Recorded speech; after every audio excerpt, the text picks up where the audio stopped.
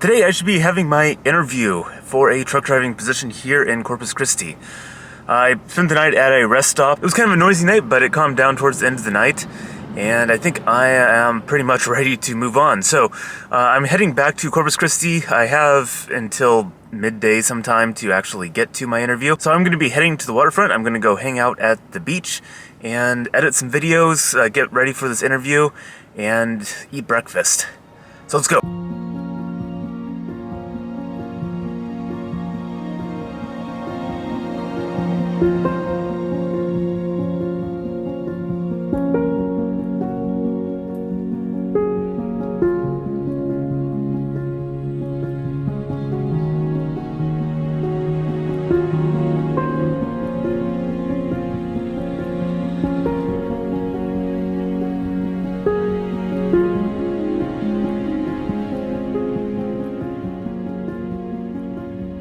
It's really very beautiful here, but I need to eat breakfast and then I'm going to go for a walk and see if I can find a bathroom. But this is definitely going to be a great place to stop and do some video editing. One thing I noticed in this city is that there isn't a lot of street parking, and I think I know why.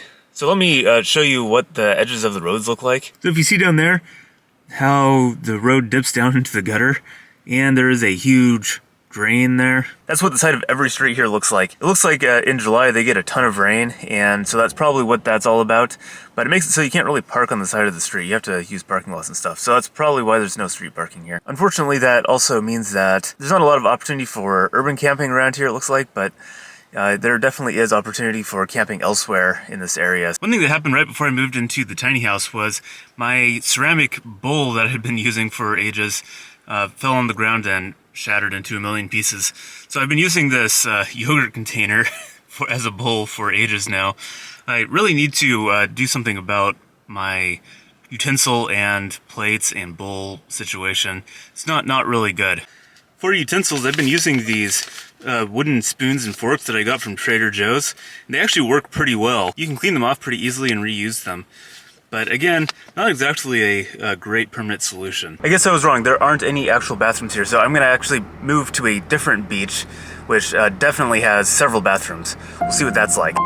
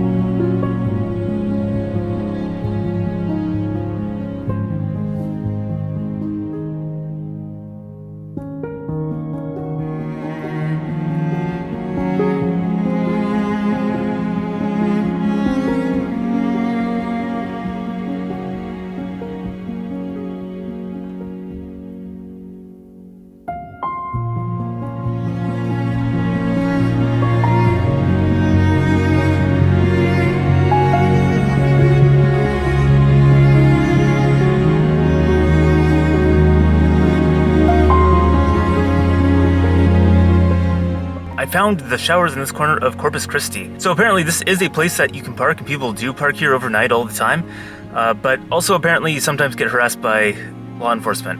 So I wanted to show you just really quick how I actually go about finding places to park. First off, there's nothing that beats just local knowledge. So if you know the area and you've been here enough, then you can figure out where to park pretty easily. But for someone that's actually new to the area, you kind of need some sort of guide. And there are some things to look for. Obviously, no parking signs are best to avoid, although no camping signs are usually okay as long as you don't like pull out a tent and start camping. No overnight parking is usually something that I avoid. Although if you saw a video I did a while ago, I did park overnight at a rest stop in Colorado, which says no overnight parking. I did it. People do it all the time, and it's not a big deal. So where I go to find out information about where it's okay to park and places that people have parked and tried and had good or bad luck with. I use an app called Seeker. That's usually my starting point. All right, so this is Seeker here. So you can see where I'm at right now has a little parking symbol. So you can click on that. And so this is North Beach parking area, and it gives reviews. So this one only has 3 reviews of people's experiences. 2 people had no problems. This guy didn't really have any problem until 7 a.m. When a park ranger told him that they couldn't sleep there. So at this point, what I usually do is I take this information and I put it into Google search, and we'll just search for the parking lot and see what comes up, because there are other apps. Things like iOverlander, Campendium, The Dirt, they all have reviews on a lot of these places. I just like Seeker because it has probably the most complete list of any of the apps that I've seen. And it's one of the newer ones, but it does have a lot more, but it is a little bit easier to use, and it just has a lot of information. iOverlander also is a very popular one, and I do use it, but usually I find things on Seeker first and then search for it on iOverlander. iOverlander just doesn't seem to have as many places documented. Once I have identified a potential campsite and I've Google searched it, there's 2 other places that I'll look for information. One is to other apps and see what other reviews have about that site. And the other thing is, a lot of times the government or whatever controlling entity controls that parking lot or a potential camping space has information on the website about overnight parking and camping. And so you can actually look up their website and see what's allowed and what's not allowed. I find that about 75 to 80% of the time that is probably good enough, and I can figure out some place to park. But sometimes just the information that's out there just isn't very good, or you're in a place that seems like it's probably okay. And you just try it out and park there anyways, because there's nothing saying you can't, and you just can't find enough information. And that is something that happens periodically. So if you're ever looking for a place to park, I definitely recommend you check out Seeker. And I'm not affiliated with them in any way, it's just what I use. And hopefully that helps your search for places to park at night. Well, the parking lot I'm in is suddenly deserted, well, except for that car that's leaving right now. So I think it's a good time to go and try out the shower. I'd really like a shower before I do this interview, and it's in a good spot. I feel very productive today. So I've managed to edit 2 videos, which is very time consuming. I don't know how many of you actually edit videos out there, but putting together videos for my YouTube channel, even if they're fairly short, it still takes a long time to edit down all the footage, add the music if I bother to do that, and then do the thumbnail and all that stuff. It actually takes quite a bit of time. So getting 2 done in one day when I have other stuff going on is actually pretty good. I'm pretty happy with that. So I'm going to be headed over to my job interview right about now. No idea what to expect. I suspect they're going to have me drive a little bit, but who knows? I guess we'll find out. Well, I just did my interview, and it sounds like it's basically a lot like the job that I just left, except worse, and the pay is about twice as good. So, I'm not sure if I want the job or not, and that's been kind of the whole thing, is I don't know if I really want the job.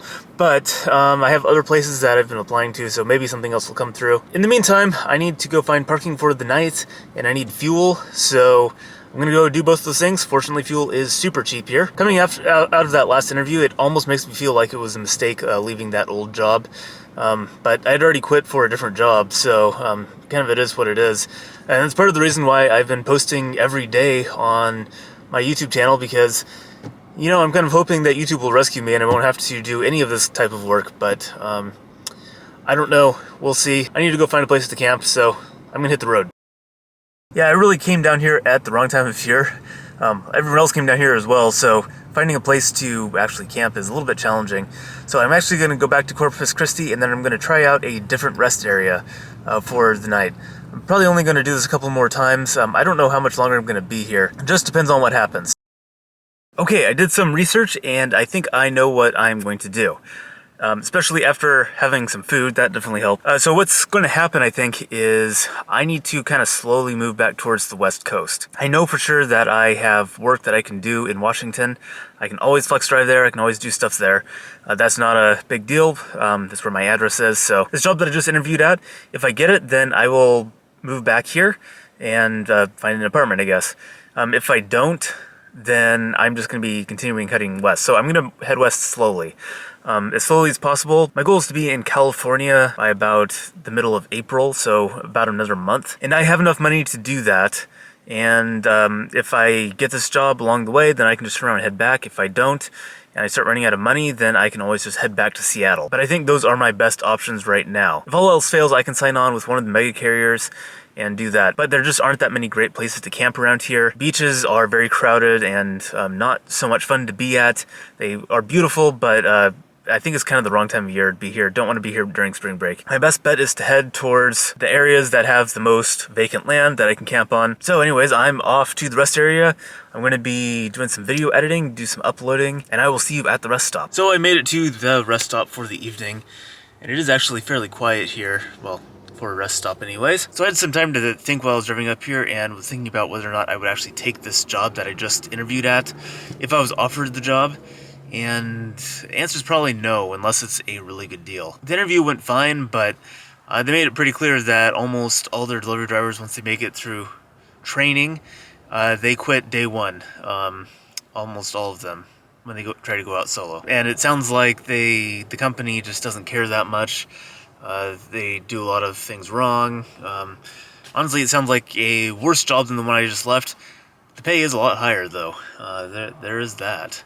So, I don't know. If you watched one of my earlier videos, you might have seen that I was planning on flex driving in Corpus Christi, and that actually fell through. So, the way it works is if you want to flex drive in a new location, you just have to send Amazon support an email, and in that email you tell them where you're moving to or where you want to relocate to. However, the only places where that actually works right away are places where they are actively recruiting new Amazon Flex drivers. If you look at the list of places that they are actively hiring out of, it is very small now. Corpus Christi was a place where they were actively hiring out of like a week ago, but no longer. Also, I was looking at the DSP jobs because I already know how to do that job and I could easily just walk right into it. Their pay dropped $1 an hour over the last week. So that's not good either. Like, it would put me basically back into the same position that I was at in Seattle, where the pay is below a living wage. So that's probably not going to happen, unfortunately. The timing was a little bit off for me again, but that's okay. I'm just going to continue focusing on this channel. I think I'm going to be traveling a little bit more. Like I said before, I'm just going to be moving kind of slow just in case something actually does pull through in Corpus Christi. And I'll just be heading back the way I came out of Texas and kind of heading towards California. Trying not to spend too much money. And part of the reason why I want to move slower is so I can do a little bit more exploring. I can work out a little bit more.